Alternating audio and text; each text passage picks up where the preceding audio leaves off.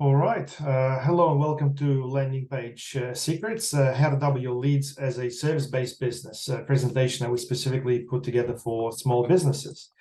My name is Alexei. I run a business called Your Easy Up Solutions, and we're also known as Practice Results because we do a lot of work with dentists. I'm the agency owner and director. We've been in business for over 16 years. In fact, we just actually had our birthday on the 25th of this month. We've got presences in Brisbane, Gold Coast, and Melbourne. We've got physical offices there, and we specialize in things like Google Ads, web development, SEO, email marketing, social media, amongst a few other things as well. A brief overview about this webinar is that I find that landing pages is a simple and an effective tactic that is not really used by a lot of businesses, mainly for the reason that businesses don't really know too much about them. And I'm sure many people have heard about landing pages, but it's just one of those things that people don't understand the ins and out of. And the reason why landing pages really should be considered is because you can get a really good return on investment from using them. And that's what we're going to be covering in this presentation today. So this is just a brief overview of some of our clients. We've got a mix of customers that we work with across the legal, the medical, dental, as well as trades businesses as well. Some of these names may be familiar. So today's agenda is that we basically want to go over the concept of paid ads, because I think it's really important for people to understand exactly what we're dealing with and how this is different from your SEOs and the likes. We're going to talk about landing pages, what they are, and the key elements of those landing pages as well. We're going to talk about common mistakes, and I'll also show some examples of landing pages as well. We'll talk about the comparison between a landing page and a homepage as to how these are typically compared, and things that you could potentially do to improve what you've got. We'll look at a case study, some practical tips, and also leave some time for Q&A in the end as well. All right, so understanding paid ads. I guess there are many different types of ads. At the end of the day, it's important to understand exactly what they do. There's a type of ad which is called pay per reach, or a it's called a CPA, which is actually a little bit quite confusing in the jargon that Google uses. But basically, you pay per 1,000 impressions to reach people based on a particular audience. It's not a bad way to do brand awareness. However, this doesn't necessarily translate into results, as in phone calls or bookings. The next type of paid advertising I want to mention is the pay-per-view. This is typical YouTube ads that people would look at, and you need to understand the different types of ads as well. Pay-per-view is obviously a very broad concept. If you're going to look at those YouTube videos that have a 5-second skippable button, they're actually called true view ads, where you don't pay for the first 5 seconds, you only pay for the engagement afterwards based on the overall duration percentage. They're actually quite effective to penetrate the market, and yet it's a little bit misleading maybe, but they're not the ads that will actually get you sales directly. They're really good at activating the market and getting the idea through to those people. Now, pay per engagement, this is your classic social media type of ad, where you basically be paying for someone to interact with your ad, whether they're going to like it, whether they're going to comment in it, and it's the engagement that basically counts. Pay-per-click, this is more around the Google Ads side of things, where if someone searches for an ad and clicks through it, that's a pay-per-click. And you can do the same thing through the banner networks as well as the search network as well. And finally, there is a pay-per-conversion, or a lead, which is probably the most fair model, in my opinion. However, you don't really get to work with that within the Google or the Facebook framework, and that's not really available to you until you mine enough data. But when you do have enough data, you're actually able to use the machine learning to target towards a particular cost per conversion or pay per conversion. And there are platforms that actually work on the pay per conversion, where you could get people going into programs and signing up, and that's how you basically pay for those leads come through. It's used in software quite a fair bit. Now, why is this all important? Well, a lot of the time, when you look at the whole marketing funnel, and this is obviously fairly straightforward for the marketing people, but not so straightforward to the business people. You've got all these stages that a person typically goes through in order to become a customer. And also beyond that, there is the whole idea of becoming loyal to the brand and being the advocate of the brand by creating referrals. So when you talk, about things like social media marketing, typically we're talking about awareness and interest stages of this funnel. And look, there's obviously more stages within the graphical part of this funnel as opposed to what I've got on the left-hand side. The reason being, it's more about what these stages actually do. So awareness is really there to tell people that you exist and what you do. Interest is where you can actually start remarketing those ads or showing them again and promoting certain offers and so on to get people further down the line. Desire is really where people want something. This is where Google comes in. That's really the classic consideration stage. And they'll be searching for you. So they already know what they want. They already sort of understand who you are. And if you've got prior brand presence, that obviously, works out in your favor. And then from there, it's about action. That's from people visiting your landing page or a website and taking action. And in fact, that's what we're going to be mostly talking about today. And then from there, loyalty and advocacy is a little bit difficult. And I find a lot of people get stuck with that. But if you're able to get people to sort of come back, the remarketing ads can activate some loyalty. However, it's really email marketing and the follow-up marketing that really creates that. And advocacy really does require things like CRM or potential phone calls to the customers after the transactions are made in order to get a few extra engagements happening afterwards too. So that's the way the marketing funnel overlaps with these entire processes. So let's talk about comparing some of these ad types. So they're not all even, like I said.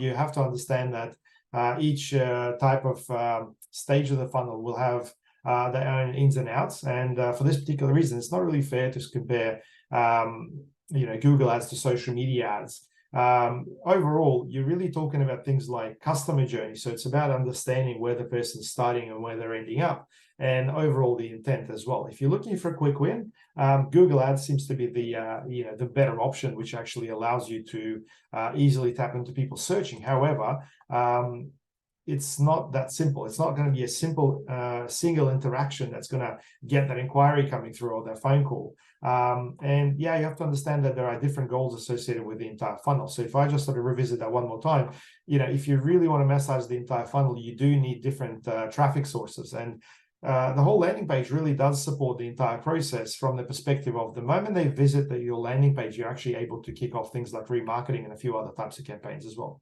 So let's move forward. So landing pages, let's talk about the actual landing page. A landing page is actually a web page, not necessarily on your website. It could be set up on an external page, which is specifically designed to convert. We really want to make sure that the message is clear, that the design is easy to follow as well. And then from there, the actual layout adjusts to obviously various devices. And one of the mistakes I see is people really focus on desktop so much, but they completely miss the point on various mobile devices and screen sizes. Now, data capture, that's essentially the goal of a landing page. You really want to make sure you capture the key information like names, emails, phone numbers, whatever else is relevant within the lead acquisition process. And this is where you build a list. You can also build a remarketing audience, and all that it really requires is a pixel installed on your landing page once people visit.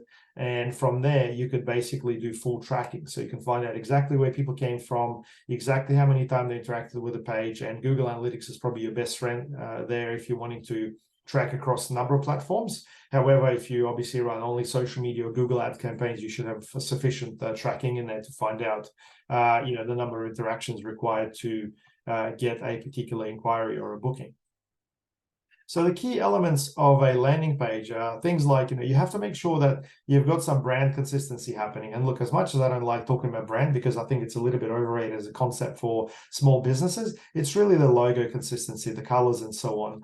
And then you really do want to mention things like, where are you located and what is it you do? And what sort of services do you offer and where you offer these services to? Because you really don't want people to make any assumptions about your business by looking at your landing page. You really want to make sure that it's all crystal clear from there. Having an offer or some sort of a reason for them to inquire obviously works quite well as well. We'll talk about the different types of offers later in this presentation. And then call to action. So this is the actual button that we typically use. And the buttons can be quite different. By default, all buttons say submit, which in my opinion is a bit of a misleading term, because subconsciously would be following whatever the button says. So submit doesn't really align with a lot of people. I would very much recommend you guys change this on your website closer to the actual outcome that you want. Benefits. What sort of benefits are you featuring on your landing page? What sort of benefits will the customers be getting by working with your business? And in the end, social proof. Now, this is one thing that's a little bit obviously difficult for businesses that are regulated by APRA. We're talking about dentists or physios and whatnot, but there are ways around this as well. And social proof is really something that adds, I guess, the extra credibility to your business in order to convert. So some of the extras I thought to add in there as well is that you want to really focus on the area that's above the fold. What that means is that that's the area that people see on mobile or desktop without having to scroll. Above the fold is really where you want your key message and the call action to be. Custom button text, like I mentioned, yeah, it's worthwhile changing that submit now. And if you can have things like videos added to the landing page, that works really well. However, just try to make sure that those videos don't take people elsewhere, because a lot of the time, if you use YouTube, for example, you click through and that video takes you off to YouTube, and then you lose those people. One of the ideas around landing pages is that you want people to stay on that page and really just be focused on the call to actions that you're providing. Hopefully you got one, maximum two is what I probably recommend stopping at. But if you're going to have more than that, that's going to be an issue. Thank you page. Now, the thank you page is the page that people end up on once they fill out a form or do a booking, because from there, first of all, you can do tracking. You can put a tracking pixel saying, okay, someone's been to my website and now they've achieved the thank you page, which means it's a conversion. Then you could also obviously notify them of the fact that something has happened, because there's nothing worse than filling out a form on the website and not really getting any notifications to what's happening next. And having form auto response could be a good way to potentially notify a person of that happening as well as staying in touch with them. Because if you're looking into things like email marketing later down the track, having that response interaction really activates that contact, and people are less likely to unsubscribe from that in the future, given the fact that it received a valid email back from a business that they've interacted with. Now, let's talk about the common mistakes, because I see quite a lot of this. I mean, some people do attempt to do landing pages. Some people do a bit of a hybrid between their website and the landing pages. There's nothing wrong with that. I mean, the outcome is really all that matters, right? So it's about testing, it's about experimenting. But I guess the biggest thing I see is people completely forget about the mobile. So there are easy tools to check your website for mobile views. And if you could, run some tests, you'll easily find out that your website is served differently to your landing page. Typically, if you're using a responsive layout, which is, it's a concept that's been around for about 10 years or so. So if your website's been built in the last 10 years, your website should be responsive, which means that it will realign the objects of the actual page according to the device by eliminating various components of the grid that are not being used. So essentially, it's like a big grid behind your website where all the objects are sitting. And you have to make sure that it's actually optimized properly for speed and for necessity as well, because I think a lot of the time on the mobile, you'd probably want to drop a couple of things in order to make it faster and more usable as well.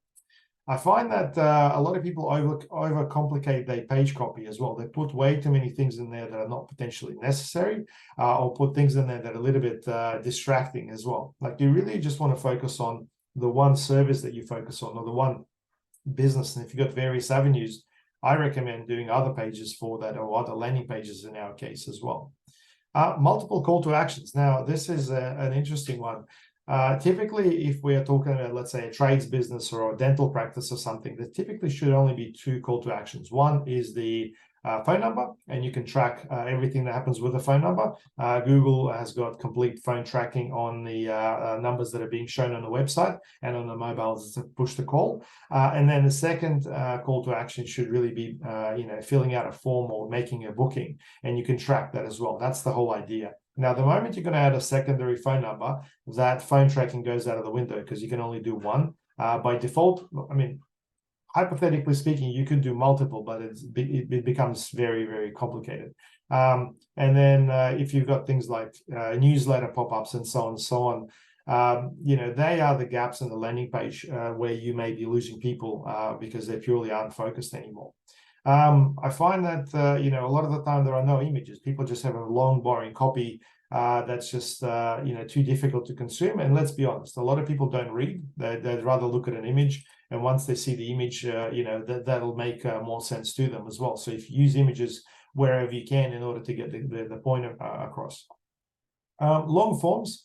I get this with the trades businesses quite a fair bit. A lot of the time people would have a form with 50 different fields in there. And frankly, you know, hardly anyone would fill this out. And typically it's about businesses that are just too busy and they want quality. However, the longer the form is, the less people are going to be filling it out. And look, I think you just really should stick to the things that are most important. And if you find that this is your lead generation, you really need to simplify it as much as possible, and potentially trial out things like request a call back if people are busy with like the time to call them back, as opposed to doing a booking straight away, because a lot of the time people do want to make a booking, but they don't know enough about your business for the first time. So the whole booking system works out okay as a follow-up, but not as the initial way of acquiring that lead. I find that with businesses like dental practices, 95% of the inquiries come through are still via the phone. So you really need a good way to pick up those phone calls and make sure that you've got you know, call waiting and everything else activated as well, so you don't really miss a lot of those calls come through.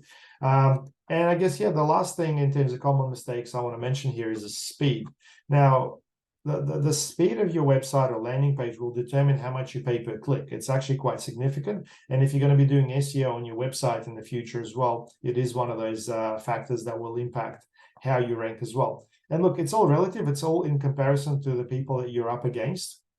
If your website is substantially faster than your closest competitor, you will do better. It is one of the triggers. It's not the only one. It is one of many factors that impacts it. But pay-per-click for Google Ads or social media, that would work out really well for you to get cheaper clicks purely on the fact that you are delivering a better user experience. And one of the tools we recommend is a tool called gtmetrics.com. So you can put in your URL in there. Make sure to use the server that's closer to you. I think there's one for Sydney. And you can actually quickly run a test which will pull apart your website, tell you your speed, and it'll also tell you which components are heavy. So it'll actually load up the images and say, hey, this image is too big, and you can actually make some changes from there. I personally recommend, if you're not you know, web savvy, pass this information on to your web developer and ask them to optimize it. It's not as complicated as it seems, but a lot of the time the websites are done in a way that potentially is a little bit limited. So yeah. All right, so let's talk about building landing pages. We find that, you know, when we build websites, and obviously we've been doing it for quite some time, it's something that's easy enough to sort of factor in as a template within your theme. If you're using WordPress, for example, or if you obviously got a custom platform and stuff, you have to get people to come up with a certain design in order to suit a landing page. So for that, obviously, you'll need some specs for the web developer, and hopefully the examples I'll give you today will give you some ideas to what you can do as well. Or you can use external tools, you know, things like Lead Pages or Unbounce, for example. They are like a drag and drop type platforms that actually allow you to create landing pages quite quickly. I used to use Lead Pages quite a fair bit back in the days, and then what we ended up doing is taking the designs that actually converted the best and factoring into our websites. So that actually allows us to create something that actually converts. And here, I think one thing you need to consider is creating pages is always challenging, because you're trying to be creative and at the same time aesthetic. But unfortunately, it's not the prettiness of your website that actually converts. It's more the format and the message. So yeah. Now, if you're using a system like HubSpot, for example, or a CRM, many different CRMs right now include a landing page platform in there. You can actually do pretty good landing pages based on things like HubSpot pretty much straight away, which factors in your form, and it's a pretty clean system. However, obviously it does come at a fairly high price. So these are some of the ways to build a landing page. However, like I find that most people who are not tech savvy, it's really just a matter of speaking to the web developer and ask him to develop something like that straight away. Now, you'd be surprised that a lot of web developers are not really you know, familiar with the concept of landing pages. All they do is they build websites. So you really need someone with a little bit of marketing background as well. And if you build a landing page, make sure that you ask them to include tracking as well, because tracking is really key. And without it, you're not really able to optimize your campaigns moving forward. So let's talk about landing pages versus home pages, because a lot of the time this comparison is being made. And look, if you're running Google ads by default, your ads go straight through to your home page. You may be featuring some of the other pages that Google picks up automatically, but it's actually quite intuitive. A lot of the time people just want to send traffic to their home page, as it's the entry to the website. But if it says something like, hi, welcome to whatever business, and there's actually not much else there, it's actually not going to convert very well. So let's talk about the home pages, and I guess the things that come up or should come up on the homepage, and things that are a little bit different on landing pages. So like I said, branding is obviously is good if you have a consistent brand, but if you're a small business, I'd say it's probably not as critical. Just having obviously your logo that appears the same everywhere else. So if people come from your social media profile, or they came through a directory or something, and your logo looks the same, that provides enough consistency so people know that they're interacting with the same business. Navigation. Now, that's probably the key difference between web pages and landing pages, is that there is a navigation bar on normal websites, and landing pages typically don't have any navigation unless it's within the same page. So that's then followed by a headline, and typically, this is your statement as to what it is that you're focusing on or how you stand out. It comes from that sort of magazine philosophy where you really want a catchy headline in order to engage the audience.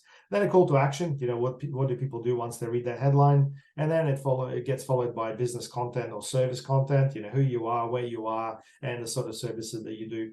Having key people certainly works, because people love working with people.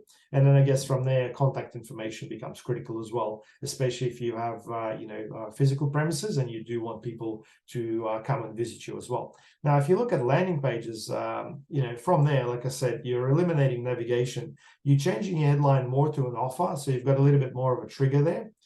You still need that call to action, but obviously the call to action needs to align with the offer. The business and service content, I highly recommend changing that into more benefits or features around what you guys are offering, because benefits is really what people understand, and features, I'd say for some technical people or people who require detail, that would be more important than just saying, hey, we do X, Y, Z. Key people always works well, especially if a person that they're going to be inquiring, if the person on the website is going to be the one that be speaking to once they make the inquiry. And I guess whole contact information really doesn't need to be there as much, because we just want people to either pick up the phone and call or fill out a form as well. So let's talk about this brief case study that we've put together. So I thought it'd be good to talk about a local dentist that we work with. And look, we found that overall, the cost per click has been going up quite a fair bit, and I'm sure you may have found it the same. There's many reasons to it. Firstly, it's the economy, and Google basically decides to do whatever they need in order to meet their sales targets. Unfortunately, yes, they are not, not that kind anymore. The cost per conversion, as a consequence of that, has been going up as well. Offering a variety of services is obviously a problem for a lot of businesses, because sometimes what happens is you come to a website and you find that they have so many different options, you just don't know exactly what you need. Now, it's obviously a little bit more straightforward with dentists if you know enough about the subject, but for some trades businesses, it may actually not be very helpful at all. I guess the business, this particular dental business, was also targeting a very broad client profile. They were pretty much after anyone. And the issue with that is it's very difficult to tailor a message for it. Now, if you drill down on the whole profile of a dental practice, you'll find that 70% of the inquiries are made by women. Now, the women are typically in charge of the household's health. So they'll be the one booking appointments for their husband and their kids. They'll be booking appointments, obviously, for themselves as well. And, if you want to get the most out of your advertising, focusing on a particular audience, saying, okay, women, family, married in a certain location, household, own a home, for example, household income top 20% or something like that, could actually provide you with a lot more specifics. And based on that, you can also put the right content on the website as well, to have an image that obviously represents a family, or to have an image that you potentially work with particular health funds, because people within a certain income bracket will be having health insurance. And I guess most importantly there is you really need to have an offer. So this particular business didn't have an offer. And the issue with that is every time you come up with an offer, the fear of missing out activates. And this is where people, a lot of the time fill out the form, so they don't really fill out, they don't really miss out on the offer that you've got happening. So let's have a look at the figures. So this is the account that we were working on. So they're spending about $2,500 a month, and they were running 2 campaigns. So one of the campaigns, was actually really good, and it was converting at 14%, which is obviously, great. However, it was costing $65 a conversion. And then there was another campaign that was converting at 2%. Now, 2% is like, it's 1 in every 50 people who visits the website. Just think about it. That's quite a lot. And it's $267 per conversion. So we've actually gone and helped them put together a new patient offer, which was a checkup and clean. And we created the landing page for them. In fact, we actually created a few for the individual services, so we didn't mix those things up. And from there, we obviously added another thing, which is the health fund. So we made sure that they actually stood out, because a lot of the time what happens if someone makes the inquiry and they say, do you you support this particular health funds? And most of the time, like they do, but it still requires a question, a conversation. So if anything, having the right information on the landing page does allow for better conversation once the leads come through as well. So we found that to be very, very helpful. And we obviously, took the advantage of mobile optimization. And you'll find that especially if you're using social media, majority of your traffic is going to be coming from the mobile. I'd say over 90% for sure. So having that layout was absolutely the key. So from the Google Ads perspective, this is what we basically got after making those changes. So we averaged, over 20% on average conversion rate, which is typically about 1 in 5 people visiting the website. And even though the cost per click was still high, although we have reduced it a little bit, we have got the conversion, the cost per conversion at about $31 on average, which is quite a substantial change. Now, you may think, that could still be quite expensive. I guess it really depends on the service and your ability to convert those leads. But compared to that previous screenshot, that's obviously made quite a significant difference as well. And this is mainly because of the campaign structure wrapped around the landing page and considering the whole mobile view and the individual services as well, just to basically keep it very, very basic.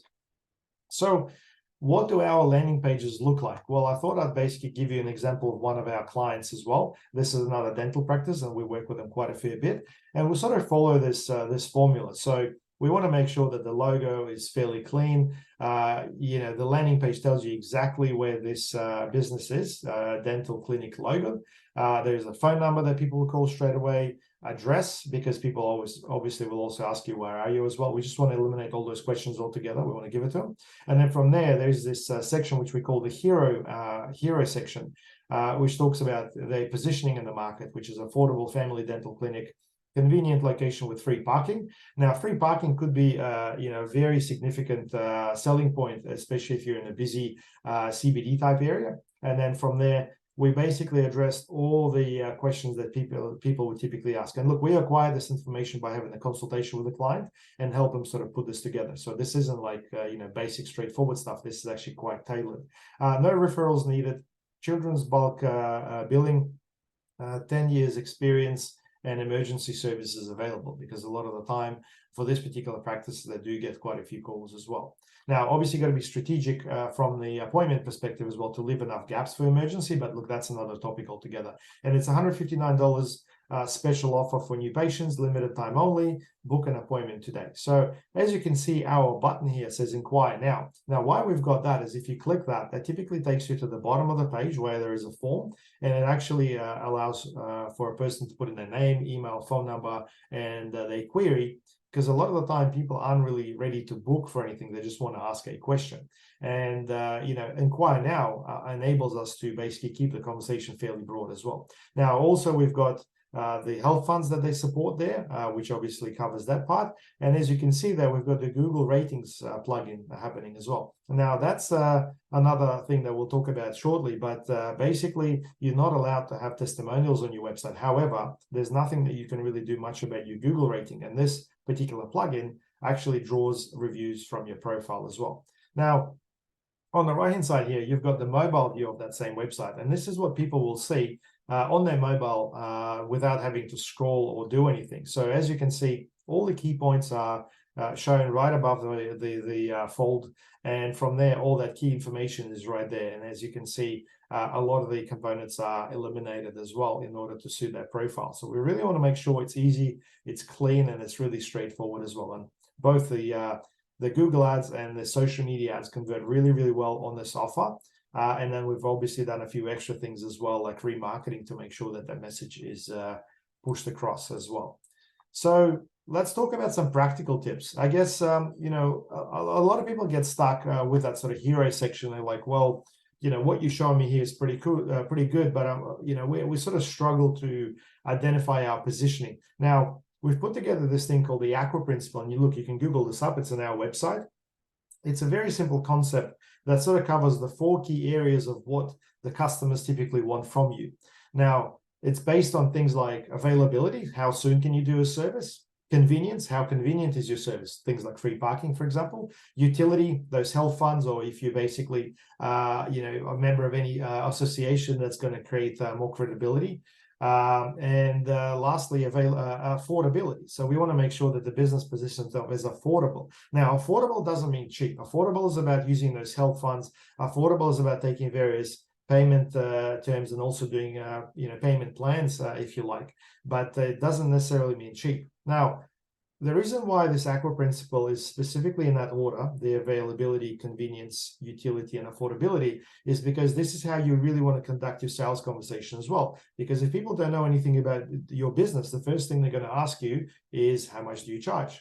Now, if you're going to answer that question, most of the time you'll be like, thanks very much, and you just lost that lead. Now, this is my sales coaching side of me talking, but hopefully you get the idea. So if you basically cover these 4 points within your copy, you know, how available you are. Hey, we can do, you know, same-day service, walk-ins available, convenience, on-site quote, and so on if you're a tradie. Utility, you know, member of the HIA and been in business for 15 plus years. You know, affordability, you know, payment plans available, you know, no deposit required, blah, blah, blah. You know, that's the sort of stuff that really fills up that hero section. And if you make that message consistent throughout the rest of your ads, that works really well. The other thing to say is you got to have a look at what your competitions are doing as well. Because if you're going to type in, let's say, I don't know, roof of Brisbane, for example, as a keyword that you're going for, and every single ad more or less say exactly the same thing, last thing you want to do is go with that. Like, you have to really stand out for that. If you use the Aqua Principle and put the points in there that are not covered by your competition, you'll have a pretty good way of getting a high engagement rate and obviously converting that through your landing page, because you need to keep that message consistent. That's my 3rd point, by the way. Make sure that whatever ad message you're putting out there, it's consistent. Now, Google Business, specifically reviews, I think everybody knows about it, but it is a credibility factor that a lot of the time can actually backfire. So if you don't have a strategy to get reviews, and like I said, the whole ARPA thing can be an issue. However, we've done a podcast with a Google review specialist who's actually engaged a lawyer to question the whole idea of getting reviews and providing customer service, and he's actually got legal ground for dentists and chiropractors to be able to get Google reviews for their practice. And if you want to know more about it, hit me up. I'd be more than happy to share the link to that. But all I'm saying is, if you don't have a strategy for Google Business, you're likely to have few reviews or maybe negative reviews. Because if someone's not happy, they're typically 20 times more likely to leave you a negative review as opposed to someone who's super happy. They just sort of take things for granted most of the time. So you really need a system or some sort of a process around this as well. Now, once you run the campaign through a landing page, given the factors that were sort of outlined earlier in this presentation, there are easy ways to improve your website. You know, if you find that you're missing testimonials or potentially don't have an offer and stuff, you can actually transition those points in there. And if you do things like SEO, rank organically, or get a lot of traffic from other sources, that could actually work in your favor quite easily as well. And then, you know, we often get asked about this hybrid pages idea, which is where, is it possible to have a website and a landing page in one? The short answer is yes, you can have something in between. However, your conversion rates just won't be as high as what you've seen before. I mean, a conversion rate of 20% on a landing page is great. Like a good conversion rate would be probably about 8 to 12%, and that's what you'll get from a hybrid page, purely because the traffic diversifies. Now, your paid traffic is the control traffic, which is why when you send it to landing pages, you can be quite purposeful as to who you show your ads to. And look, we've done landing page campaigns where the conversion rate was between 50 and 80% as well. Now, the cool thing is a lot of people will back out when the cost per click is very high. You'll get a lot of plumbers, or you get a lot of really high specialists stop their advertising once they see a cost per click of above $20 per click. And look, yeah, $20, you're one of those orange notes for a click is certainly a lot. However, if you're going to get 3 of those clicks through, and that person's going to make an inquiry, and you sell a multi $1,000 service, that's definitely worth the money that you're investing. And the other good thing is that there's actually not a lot of competitors specifically fishing in that same pond as well. So think about that. Yeah, so this is one of the examples of a hybrid page we put together. So this is for a website called conveyancingsolicitors.com.au that's operated by Salerno Law, one of our clients. As you can see, they've got that get free quote thing. So that we basically had a landing page that we sort of merged into the homepage. And yeah, this one converts roughly at about 10%. Based on the various traffic sources that are coming through. And yeah, there's obviously been a few changes to this website done, but overall, you understand that's the sort of layout of the whole thing, and that's how that flows. So yeah, look, we've obviously spoken about quite a number of things in relation to landing pages, and I find that if you're stuck, or if you're needing some guidance, or if you want to put together that offer using the AQUA principle, we offer a 30-minute discovery session, which is complimentary to the attendees of this particular event. We also include a website audit just to sort of help you identify little bits of improvement that could be easily done. And if you're running campaigns, whether it's social media or Google Ads, we factor in campaigns reviews as well, because it's an easy way to look at past data in order to be able to project into how you can improve. A quick wins analysis is always good. This is where there may be something in your business that you may actually not think about. For example, things like email databases are often quite substantial, and a lot of the time people don't do any email marketing. So if you like something like this, book a time and we'll go through your website at a convenient time. Yeah, normally this is something we charge $395 for, and it takes typically about 2 hours to do this sort of stuff.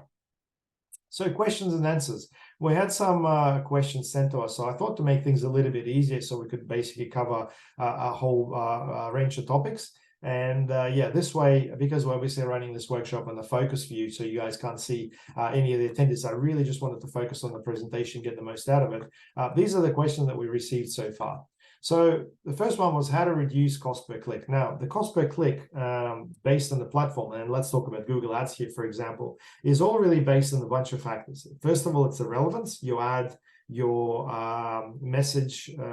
your ad, the actual keyword that you're aligned with, or an audience, and then your landing page. So it's really about creating that ratio, and what Google calls that is the quality score. So you're going to have a quality score out of 10 based on how relevant things are, and typically you can enable that within your Google profile quite easily. However, I don't really recommend just trying to sort of fiddle with the cost per click. Like I said before, I think if you have a landing page and you figure what's actually working much better, you change the message of your campaign, you change the landing page, you typically get a high quality score naturally based on the fact that you're optimizing the process. And then if you want to basically run different campaigns, you can clone your landing page, make some minor changes according to the keyword, and those changes will be the title or the meta description, and then some content, and off you basically get a better page where the whole quality score reduces as well. But like I said, cost per click and the outcome in terms of cost per conversion sometimes not really well connected. You really want to make sure that you get an optimal cost per conversion as opposed to focus on the cost per click. How to use social proof in regulated industries. Well, like I said, I'd be more than happy to share that webinar we did with Carl Schwantes. on the topic of APRA and the regulations specifically for health-related businesses. But as a quick one, I guess just using a plugin to feature your Facebook or Google reviews on your landing pages typically is a way around it, because you actually are not writing anything yourself. You're using sources that you have no control over. That's the criteria for it. What's an optimal conversion rate? Well, typically you'll find that a normal web page or a homepage would convert at about, I'd say, 3 to maybe 7% best case scenario if you just sort of build a website. Now, that's quite alarming. 3% is like 1 in 30 people. And if you're paying for traffic, a couple of dollars, that's a lot of money that you're paying straight away. This is where you can actually double your leads very, very easily just by using a landing page and having a conversion rate of 10% or above. That'll easily save you a lot of money and get you a lot of results. Landing pages, I would expect a conversion rate of over 10%. And obviously there are different landing pages based on different campaigns. We spoke about lead gen mainly today. However, if you're obviously getting things like people joining a newsletter or opting in for an event, especially if it's a free one, you'd be expecting conversion rates of 50 to 80% based on the message and the necessity of that event, and as to how it aligns with the actual target that you're after. Landing page for social media campaigns. Well, yeah, I guess it works in the same way. If you want to send a person to a particular page, landing pages work quite well. However, with social media, there's a few other types of ads I'd probably recommend. I find that with social media ads, you really want to make sure you prepare the person first. So this is where the whole customer journey concept comes in. You want to make sure that a person interacts with the ads, understands your brand and what you do before you start feeding them the actual offers. And then for that reason, having a video, for example, playing as a way to qualify your target market is a good way to start the conversation. So I'm talking more about the campaign dynamics. But look, if you're going to run a video for, let's say, 30 seconds, and you say that if someone watched 5 seconds of it as a qualified person to sort of know enough about your business, they've seen your logo, they understand what you do, they understand what the offer is about, then you can set a condition to show them other ads. And this is where I'd probably use one of the ones with landing pages to basically provide more information. And it's about building that funnel. That image I showed earlier in the presentation is almost a guide for you to follow if you're basically wanting to work with people who know nothing about you and you want to get them as clients. Yeah, a lot of the time, unfortunately, people really don't follow a plan or a strategy, which is what's super important. So yeah, landing pages will work the same way, given that the timing is right. So get that customer journey, try to nut it out. And if you're not sure, ask your customers, how do they find out about you? You'll find that a lot of the time it'll be like, oh, we searched, we found you on high pages, and then we checked out your Google profile, and then from there, we came to your website and made an inquiry. You'll get a lot of people say, I've got no idea, because sometimes people have got a bit of brain fog around, all this Google stuff and Facebook stuff, because there's just a lot of content flying at them. But yeah, I guess if you specifically use videos and stuff, that's a great qualifier for social media as well as Google, because YouTube, as one of the platforms, knows a great deal about you. It's got a lot of micro moments, like whether you just moved into a new house or whether you just got a pet. There's a lot of triggers that are being used. Things like your Gmail, for example. If you use Gmail, Google reads your emails and knows all the triggers. They know if you're buying a house, if you sold a house, and that's all really translated to things like YouTube, where you get further engagement. It's absolutely phenomenal what they can do. Social media does exactly the same thing as well through their own channels. They're spying your conversation using WhatsApp and the Facebook Messenger app. Google knows everything about you based on the directions that you take in the map. So there's actually a lot of different signals that actually turn into marketing at the end of the day as well. And with social media, you just got to find out exactly what's going to work the best as well. Well, anyway, these are the questions I had sent prior to the event. If you guys have got any questions, these are my contact details. Like I said, my name is Alexei. If you guys have found this presentation useful, we'll put it up on YouTube, and so feel free to share that with your friends. I will send out a follow-up email to anyone who wasn't able to make it to today's event. But guys, hopefully you learned something today. Please use landing pages to save yourself some money and get more leads. Especially at times like this. 2023 has been a bit of an interesting year with all the interest rate rises and economic fluctuations. But overall, I think this is a little practical approach that can actually save you a lot of money and get you a lot more results as well. So thank you, and have a great day.